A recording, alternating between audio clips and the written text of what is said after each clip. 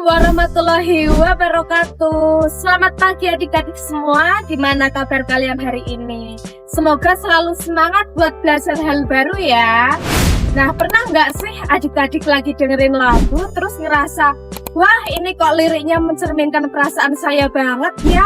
Atau mungkin saat suasana hati kalian lagi penuh dengan ide, kalian tiba-tiba menulis kalimat-kalimat yang indah dan puitis di catatan ponsel kalian. Nah, sadar atau tidak, sebenarnya adik-adik udah kesentuhan langsung nih sama yang namanya dunia puisi. Menulis itu bukan cuma mindahin kata-kata ke kertas, tapi cara kita jujur sama perasaan sendiri. Jadi, jangan pernah berpikir kalau nulis puisi itu susah atau cuma buat orang-orang tertentu aja ya. Melalui tulisan, kalian punya kekuatan buat menyampaikan isi hati, bahkan bisa menginspirasi banyak orang di luar sana. Nah, di bab ini, capaian pembelajaran kita adalah agar adik-adik mampu menulis gagasan, pandangan, arahan, pesan, dan juga imajinasi dalam berbagai jenis teks secara logis, kritis, dan kreatif. Nah, khusus untuk pembelajaran kita kali ini, tentang puisi, tujuan pembelajaran kita ada dua. Pertama, adik-adik diharapkan mampu menyusun puisi berdasarkan pengalaman pribadi atau fenomena yang ada di sekitar secara logis, kritis, dan kreatif.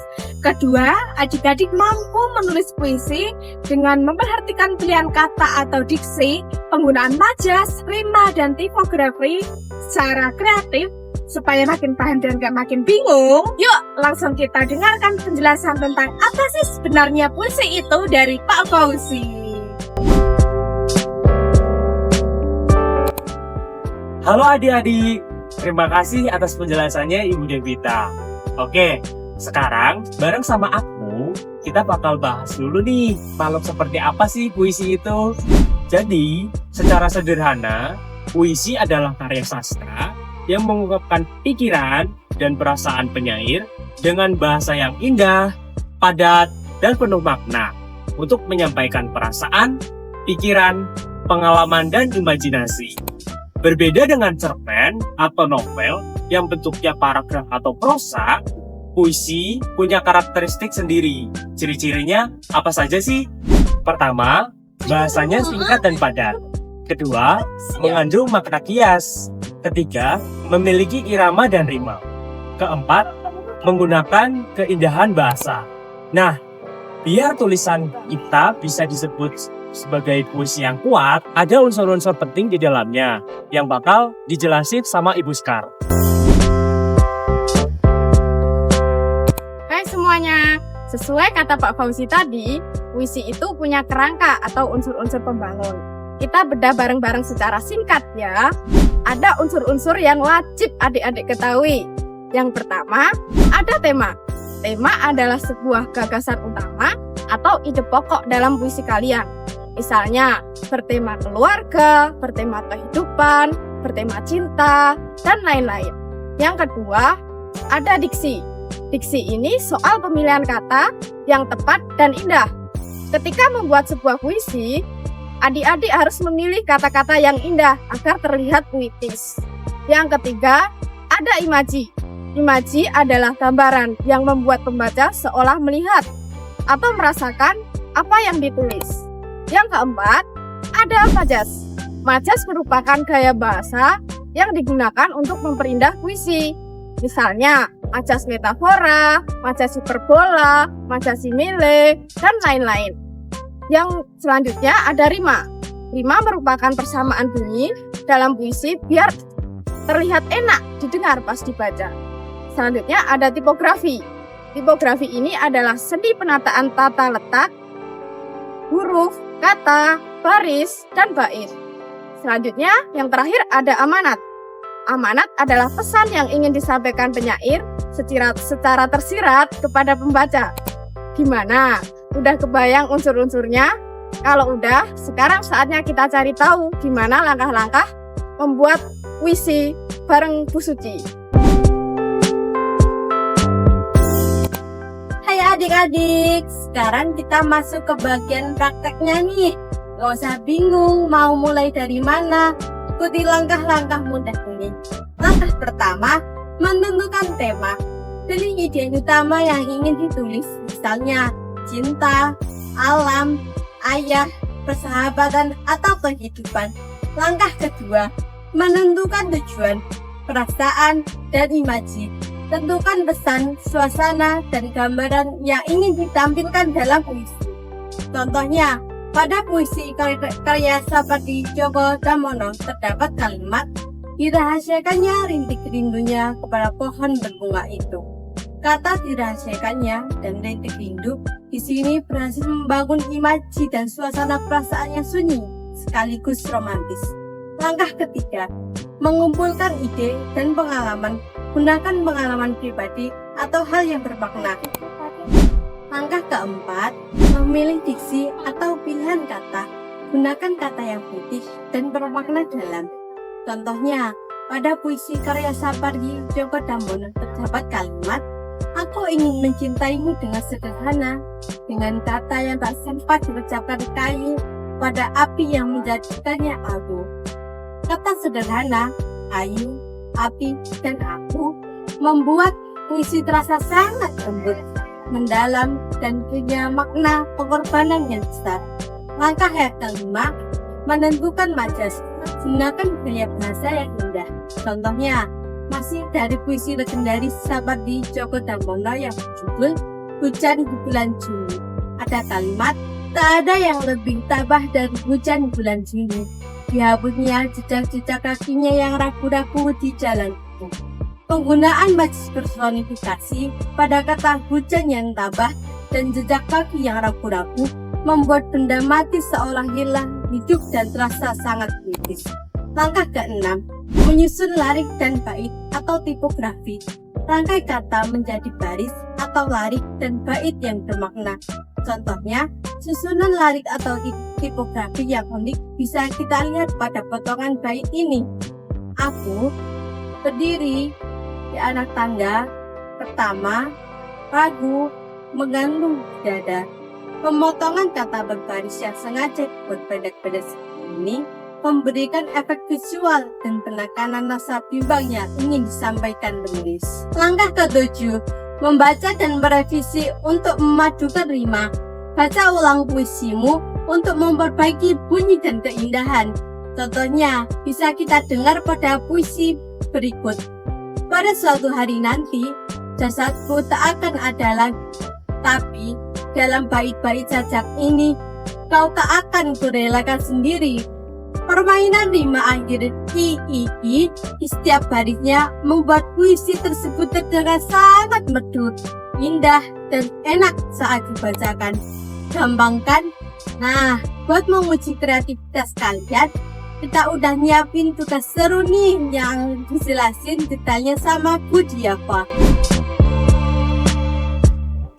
Halo semuanya. Nah, ini saatnya adik-adik untuk individu karena kami sudah menyiapkan lembar kerja peserta didik untuk kalian kerjakan.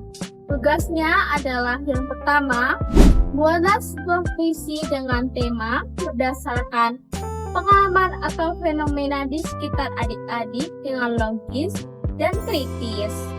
Nah, dari puisi tersebut, kalian harus memperhatikan unsur-unsur puisi seperti diksi, majas, rima, dan tipografi secara kreatif.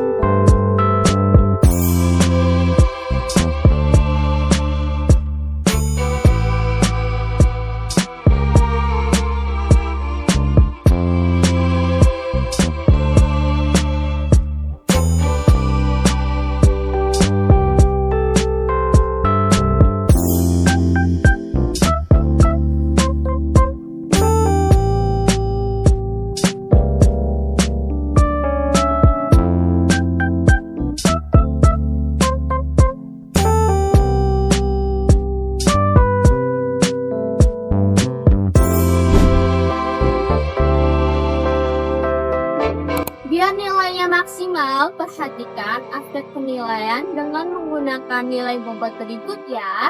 Yang pertama, ada kesesuaian tema dan fenomena yang terjadi di sekitar kalian dengan bobot 25%. Yang kedua, ada kreativitas dan kebaruan ide yang kalian gunakan dalam menulis puisi dengan bobot 20%. Yang ketiga, ada pilihan kata dengan bobot 15%.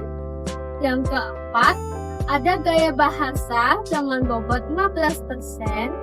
Yang kelima, ada persajakan atau rima dengan bobot 15%. Dan yang terakhir, ada tipografi dengan bobot 10%. Dengan memperhatikan aspek-aspek penilaian tersebut, Ibu harap kalian mengerjakan dengan jujur dan ekspresikan diri kalian sebebas mungkin ya. Nah, selanjutnya akan ada pulutvi yang akan menemani kalian di bagian akhir video ini.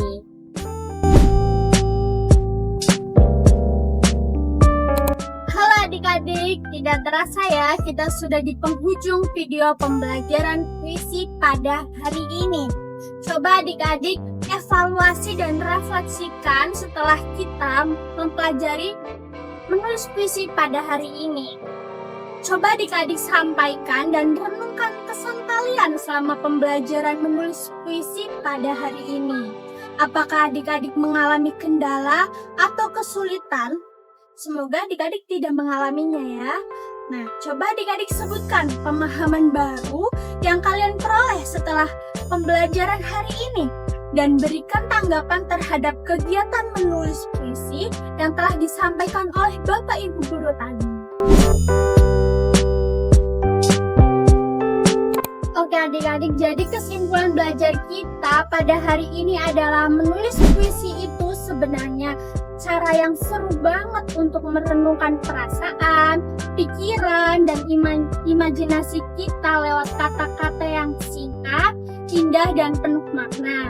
Melalui materi ini, kita ditantang untuk bisa bikin puisi sendiri secara kreatif berdasarkan pengalaman pribadi atau kejadian di sekitar kita. Prosesnya pun tentu saja simpel ya, karena cuma ada 7 langkah mudah yang bisa kita ikuti. Melalui dari menentukan tema dan mencari ide, memilih kata yang pas atau diksi, menggunakan gaya bahasa atau majas, sampai mengatur susunan bait serta merapikan suaranya lewat irama. Nah, di akhir nanti kita bakal ditantang untuk membuat suatu puisi karya sendiri yang akan dinilai dari beberapa kreatif kita mengolah tema dan memadukan unsur-unsur keindahan puisi tersebut. Terima kasih sudah belajar bareng kami hari ini. Selamat menulis, tuangkan indahnya perasaanmu lewat kata-kata. Sampai jumpa. Wassalamualaikum warahmatullahi wabarakatuh. Dadah.